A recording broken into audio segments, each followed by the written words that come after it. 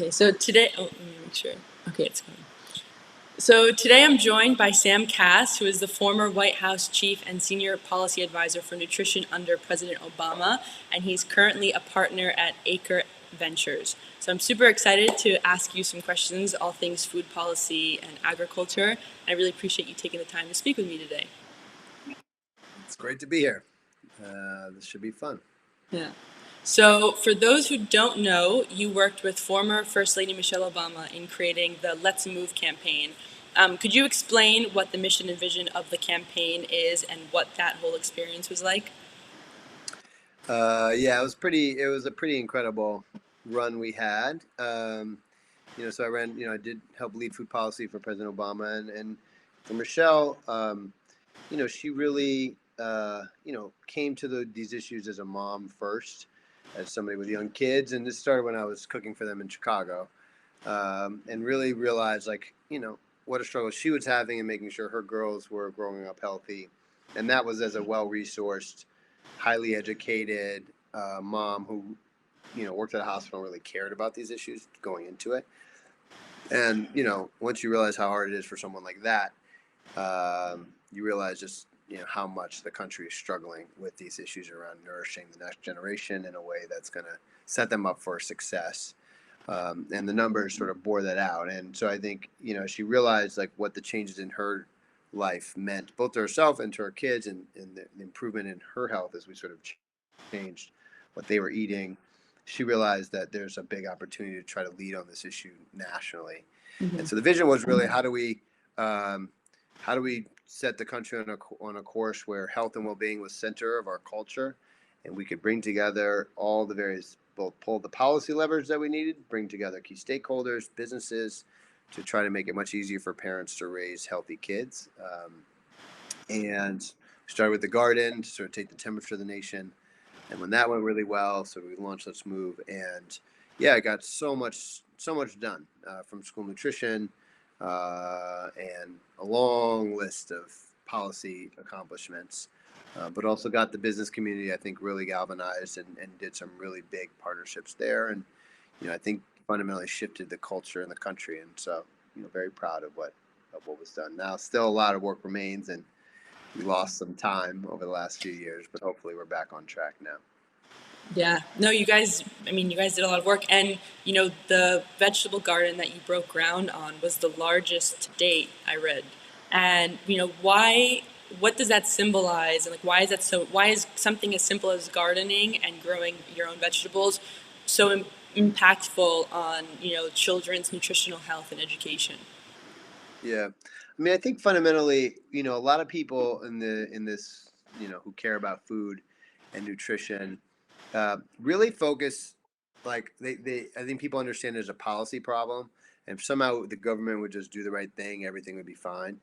And as somebody who sort of led food policy for 6 years in the White House, a pretty clear sense of the power of policy and the role that it has to play, but really its limitations to solve the challenges of what we eat. Like the government is not in any way really dictating what actually ends up on our plates. Mm-hmm. They influence it in certain ways for sure, and in some areas like schools does dictate. But for the most part, what we end up eating is a product of our culture first and foremost, and then how between farmers and food companies sort of influence ultimately from that cultural expression what we end up eating. It's really a private sector endeavor.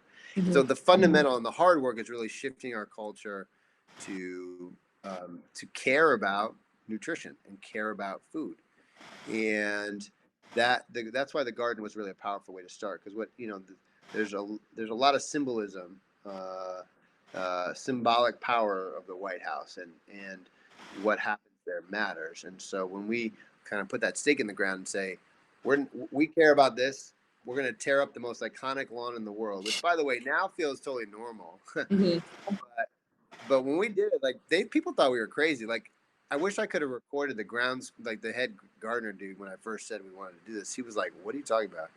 And like the first plot that I was offered was a tiny little like 6x6 little thing, like surrounded by trees behind a shed behind the tennis court. Like it was not a thing. Mm-hmm. but digging up the South grounds and and putting eggplants and zucchinis and peppers, we felt was a really powerful message to send to the country and to the world that what we eat matters, how we grow up matters, the next generation matters, and we're gonna make a real run at trying to make some improvements here. And the response was, I knew it was going to be a big deal even more than people on the team did because I was closer to the issues, but Hmm. it blew me away, not just in the United States too, but around the world.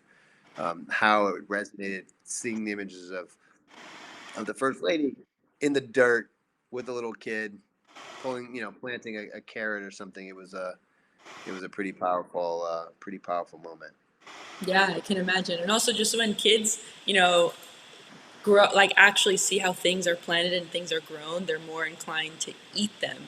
And that is like super fundamental in changing the whole dynamic around healthy eating and children's nutrition. So I think that, like you said, it definitely sets the stage for the rest of the world because the White House doing something is like, whoa, okay, this is serious. Yeah, yeah, Um, definitely.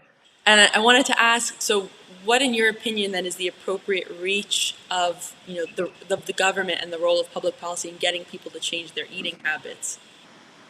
That's a great question, and one that I don't. We debate the role of government, but in food, it's sort of either. It feels to me like there's sort of two basic camps. One camp is get the nanny state out of my life, and quite frankly, depending on who's president, I'm in agreement with that more or less. Like Hmm. I'm fine with Michelle helping me figure out, how our culture should be eating. But with this last guy in there, like, I don't want a well done steak or like a piece of pizza from some terrible chain. So like, you know, there's a healthy balance of where the Hmm. government should play. On the other hand, the other camp thinks the government should basically regulate everything and decide, and I think that's also misguided. Hmm. I think there's sort of certain areas where taxpayer dollars are being spent, uh, uh, on issues related to food that we should ensure that they are being spent in a way that supports the health and well-being of anybody who's going to consume that food and is very cognizant of the impact on the environment. And I think the health side, the government's done in some ways a good job, in other ways, got a lot of problems. On the environmental side, there's a lot of work to do, and I think finally now the issues are starting to merge a bit. But we'll see how things play out over the next few years. The government obviously has a real role in food safety, Hmm. and in areas like that, and you know then there's a lot of places where the government is actually directly buying food, like in school, mainly for school programs, and the military, and there those taxpayer dollars should be spent, quite Yeah. um, yeah. From I think there's other ways too. I think the other big thing that the government should really be focused on is on research, um, and making sure that we're heavily investing in research and technology to ensure that not only can we improve from where we are today, which I would say is completely unacceptable in terms of, on a whole host of levels, the health outcomes, the amount that we're wasting, the degradation of the environment. So we have to improve on where we are today, but because of climate change, the chances of that are actually under real threat. So we have to do tons of investment just to maintain the status quo, which isn't good enough. Hmm. So we need a lot more R&D into how we're going to figure out how to produce a stable, affordable, nutrient dense food supply in an increasingly volatile context due to climate, Hmm. as well as like reduce the impact of our food system on climate change, which is a major driver, right? So it's sort of a double-edged sword when it comes to food. So, but it's a great question and one that should be debated, in an ongoing basis. Hmm. Hopefully not from the extreme, but more in the middle about, okay, really, where's the balance here? Hmm. Yeah, yeah, I think you hit the nail on the head. It's about finding that balance. Yeah. And so you mentioned research and development and technology, and post working at the White House, you're like I mentioned, you're a partner at Acre Ventures, and so you've gotten into investing in a lot of innovation. So what opportunities are you seeing, and what do you think needs to happen to fuel greater innovation in the food and agriculture space? Oh man, so many innovations, so much is happening. Yeah, so Acre, we're a mission-driven fund, so we're focused on human health, climate change, and environmental health in the food system, and so we invest from all the way upstream to all the way down to consumers and everything kind of in between. And yeah, I mean, so much stuff. I don't even know where to begin. A lot. There's some really big breakthrough technologies around gene editing, which I think are really interesting, complicated, holds a ton of promise and a ton of risk.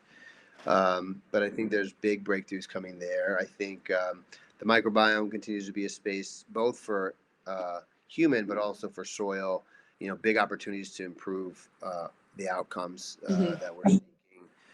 Um, I'm spending most of my life right now focused on soil carbon and carbon markets and the ability for agriculture um, to be a major driver sequestration of carbon, um, which also inherently means farmers have to start shifting their practices some, and we can finally have the opportunity to not just yell and plead with them to do something different, but actually with a complete lack of understanding of like what's driving their decisions and why they aren't changing some of the practices to now incentivizing them to towards more sustainable systems of production. Mm-hmm. And that's a big deal. I think it's honestly the biggest chance we have to transform how we produce our food that we're going to have, quite frankly. And so I'm really bullish on it. And so spending a ton of time on technologies that are going to underpin that system. So it's things like how do you measure soil carbon effectively and Mm-hmm. in a cost effective way, which is very, very difficult. Other applications that can increase a farmer's capacity to sequester more carbon in their soils, which I'm seeing some very exciting stuff in. So lots of stuff happening there. So from start to finish, there's, I think we're just at the beginnings of this transformation, but there's so much innovation happening in the system. And I think, uh, you know, we're at the beginning stages of what I hope to look back on as a real transformation on how we produce, what we produce, how we consume the food that we're eating. Yeah, yeah. So it sounds like there's a lot more collaboration that is happening and more that needs to take place in order to make these changes. Definitely. Yeah, And definitely. you said something about like the way farmers have been farming for, I mean, so many years, and there's a traditional aspect there as well, globally, not even just in the U.S. And so, Yeah. because food is so intimately tied to culture, and culture of how food is grown, how it's prepared, and what's being eaten. Like that's people's identities. How do you take that into account when trying to get people to eat more sustainably? It's a great question. I think it's really one of the most important questions. I mean, I think we have to be very careful when we start talking about like this food is good and this food is bad, Hmm. because when you start down that kind of thinking, you're telling somebody that they're bad, because people Hmm. really identify. Yeah, exactly as you said. I said you took the words out. I mean, that's my line, which you just said. I say that all the time when I talk about these issues. It's just so true. And I think, especially when you start talking about policy, like a lot of the humanness of the issues, the identity and the culture, and that's why being the chef, being a chef was important as I did all the policy work and was a voice in that room, because that part of what it means to produce food and to consume food is so deeply ingrained in how people receive your message and understand it. And so I think we have to be very thoughtful about how do you help move people in the right direction without demonizing them through demonizing the foods that they consume, Hmm. as well as doing it in a way that provides enough space that in their cultural context they can make progress. So like one of the things we did when we were in there was we changed it used to be the pyramid, the food pyramid, which is like this weird thing with all these lines and like some guy like running up the side of it, and like it didn't make any sense. Like, I remember seeing that in school. yeah, like it didn't help you make any kind of food decision. Um, and we changed it to my plate, which was basically a plate that gave you basically just a simple sense of what your basic balance on the plate should look like, with some very simple messages like don't drink water, not soda, don't eat too much. Some really important messages that the government had never said before. Um, but in that plate allowed anybody from any culture to say, okay, like I get the proportionality of like, fruits and vegetables versus whole grains versus protein that I need. And now I can translate that into whatever it relevant to my culture is. Hmm. And I think it was a pretty effective approach. And so, yeah, I think, look, food is love. It's how we care about each other. It's how we distinguish who we're not. And I think as we approach change, it has to be in a very loving, forgiving way that takes into account, like, there's no perfect way to eat. Hmm. All these idyllic, visions that a lot of these writers have about, like, here's the right way to eat, and it's like this long list of shit that in the end, like, they don't follow themselves, Hmm. uh, and leaves people feeling really bad about themselves. And so I think it's got to be much more like, I love you, it's good where you're at, we're gonna make some little progress, here's a few things we can do, here's a few more things we can do, and over time you kind of help guide a person and hopefully the country into a better place. Yeah. No, I agree wholeheartedly with that. You need a lot of compassion. I think, like from change, Yeah, you need compassion to start change, and to make people feel welcome on this journey. Like this, yeah, the car's going, and people just got to get in it and go along, but they won't unless they feel like they're included in it. And I think putting yeah, guidelines in place instead of yes, no foods makes a lot more sense. yeah, totally. And so you also helped start the American Chef Corps, and that was part of the State Department's diplomatic culinary partnership, which put together a group of chefs who will act as food-focused statesmen. And so you kind of touched upon this in what you've just explained, but I wanted to ask, what role do chefs have in the greater fight for a more sustainable food system? Yeah. Yeah, so that program, it's a great program. There's a few people who were key to getting that thing going, Christian Marshall and a couple others, that I was working with at state, and um, it's very powerful. It was a very powerful program, and sent chefs all over the world, brought chefs from other countries here to really express, values and share experiences through food. And, like, I remember the president went to Vietnam and he had that bowl of noodles with Bourdain in some little, like, hole in the wall noodle shop, sitting on, like, a little plastic, the classic plastic stool, like the little red stools as you find all over Asia. And, people wept. The whole country watched that. And they were so moved that the President of the United States would go into a very everyday noodle shop, have a beer, and eat their food, you know. And he came back and said to me, he's like, man, all this food diplomacy stuff you've been talking about, like, I don't know how many times I give a speech, show up in a country, give a speech, and like, nobody really listens to it. He's like, but I had that bowl of noodles, man. And it was just like, oh my God, there's nothing more powerful that he could have done to Hmm. express his respect for the country than what he did.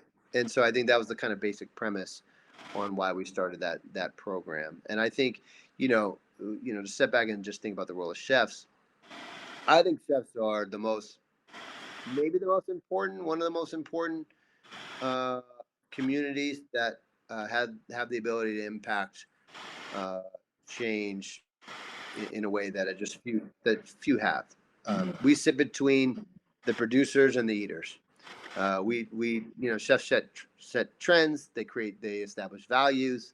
They are a conduit for farmers who are farming in a better way or a different way or have new ingredients. They're the way that those get to market in a way that people are going to accept. And, kind of like a doctor is for a patient, we listen to our doctors in terms of, like, what medicine we should take. People look to chefs about what they should be eating and trust them as a real resource that is knowledgeable. And that's huge power. Hmm. And, I think, you know, at this point, given all the stakes and everything that's happening, chefs have a real responsibility to dig into the issues around climate change, to dig into the issues around health, and figure out what is their role on both sides of the equation, in terms of helping to move the issue forward and helping to make sure that, um, you know, eaters are eating more nourishing food that is not degrading our ability to nourish future generations. And I think chefs increasingly are playing that role, but obviously, you know, many more can. But one of Hmm. the first things we did, actually, one of my first initiatives after we kind of got things going at the White House, was a Chefs Move the School program. We had hundreds and hundreds of chefs on the South Lawn, and you had chefs all over the country going to schools, helping school chefs, make better food, do a better job, and yeah. So I think chefs are absolutely critical. Hmm. I would agree with that. I come from a family where we have a lot of chefs, so they're instrumental in enacting Yeah. change. Yeah. And so my last question, I have to Okay. mention your book that I have that has Yep. great recipes in it. It talks about your experience, your path to the White House, the intersections of food and sustainability and health, and simple and delicious recipes to do all of the above that we've just discussed in the last 20 minutes. And one thing that people say, and that I've said in the past as well, is, oh, I don't know what to cook. I don't know what to make. I don't know how to make these healthy choices. I don't have time. Those are like big things that you hear all the time. And Yep. so, All the time. what are the biggest takeaways from your book that people can employ in their own lives? Yeah.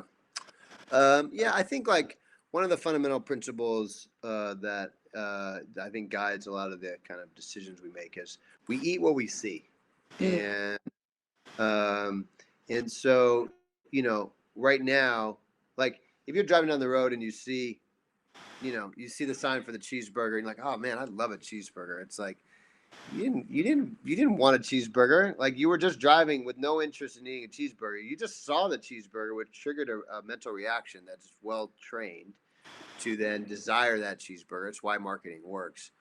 And the reality is how what's in our homes also shapes dramatically what we're ultimately going to consume. Like willpower is a joke. It doesn't exist. It's a fallacy. Like if there's a cookie in front of you, eventually you're going to eat the cookie. You can delay the inevitability of eating the cookie, but eventually you're gonna eat that cookie. And right now, what's happening is almost everybody, like 80% of Americans, are actively trying to eat better. But very few, like less than 20%, report actually eating better. And Hmm. it's because in our homes, we buy the things we always buy. We surround ourselves with these choices, and then we ultimately end up eating them and we feel bad about it, and then it makes we get into this very negative cycle because we're in our homes battling ourselves because there's cookies on the counter, there's a bag of chips over here, there's some sugary drinks in the fridge, and like yeah, eventually you're going to eat that stuff. So I think one of the best things we can do is to be really conscious of your choices when you go to the grocery store. Like really, like so I'm going to spend this hour to be super disciplined. It doesn't mean you can't have like a bag of cookies, but like be really focused. Make sure you're setting yourself up so it's easy in your home to make good choices, and you're gonna be well on your way. I Hmm. think the key too is like if you have like whatever those treats are, just don't put them on the counter. Like the difference between consumption patterns, whether it's like right eye level on your fridge or right on your counter versus if it's on a shelf in the back, huge shift in terms of what you actually consume. Hmm. So have the cookies, put them in the back, put the fruit on the counter, get some dried fruit and some nuts on the counter, have some cut up vegetables at eye level, and you're going to be well on your way. I think the other thing is on the time factor. Having a plan is really helpful. So if you spend a few minutes planning out your week, saying, okay, here's what I'm gonna cook. I'm gonna go to the store, so I have my necessary ingredients. Like I'm gonna cook a big meal on Sunday. I'll eat some version of it on Monday. I'll cook on Tuesday, have some version of that on Wednesday. Maybe we go out on we take out on Thursday, go out on Friday. I don't know, whatever your pattern is. You don't have to cook every single night, but if you can just cook at least one more night and have a plan, then it's not like Tuesday you're on your way home, you're like, oh damn, like I don't know what I'm gonna have, and like that's when you pull something out of the freezer that's not good for you, or you do takeout and you end up doing takeout way too much.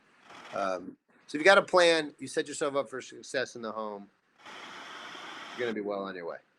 Yeah, that sounds good. And it also that ties back into, and we didn't touch upon this, but just the issue of food waste.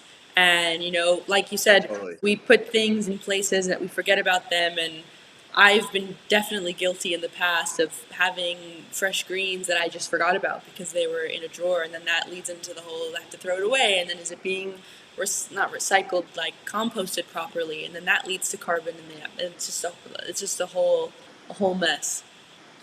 We all have done it. I do it all the time. But the average American throws away like $7,000 worth of food or something like that over the course of the year. Hmm. And I gotta check that stat. I think that's right. Something like that. It's thousands of dollars anyway. Hmm. And yeah, like the vegetable bin is like where food goes to die. Like Hmm. you throw it in that bin at the bottom, you close the door. Like yeah, you don't see it. It's a terrible design. It's terrible. We got to redesign our fridges so that they help us manage our food, Hmm. and that is not the way to do it. And so what happens is you spend the money, you put it down there, it dies. Then you open the drawer, you're like, oh, I got to throw that out. Which one makes you feel bad, but two is just a waste. And so eventually, like that happens enough times, you just start buying less vegetables because you're just like, I don't want this to go to waste. But that's terrible for our health. Hmm. So yeah, I think it's a really having that plan, making sure you're not wasting, making sure you're using it, which helps you feel good both physically and emotionally. I think is key. But yeah, right now you just do a random shop, and come Friday you're tossing it, and that we got to stop doing that. Yeah. No, I agree. Food is our medicine. Like food Yeah. equals health, and I know that's been a big part of your personal ethos and your personal mission. Health for not only the children, of the world, the children of the world, and the health of our planet. So it's really important. So I highly recommend that people who watch this get the book because there's some really great recipes in there, and it's a great read. It's really inspiring as well. I was very inspired reading it. Well, thank you. That's very kind. I appreciate that. You're a Yeah. good saleswoman for the book. Please, yeah. Good, good. I'm glad. But thank you so much for talking to me. I have a lot more questions that I could ask you that I want to ask you, but I think we hit a lot of good topics. So I really appreciate you taking the time to speak with me about all these issues. My pleasure. So I guess we'll do it again. We'll get through all those questions on the next round. But it's a true pleasure. Thank you for having me. Thank you.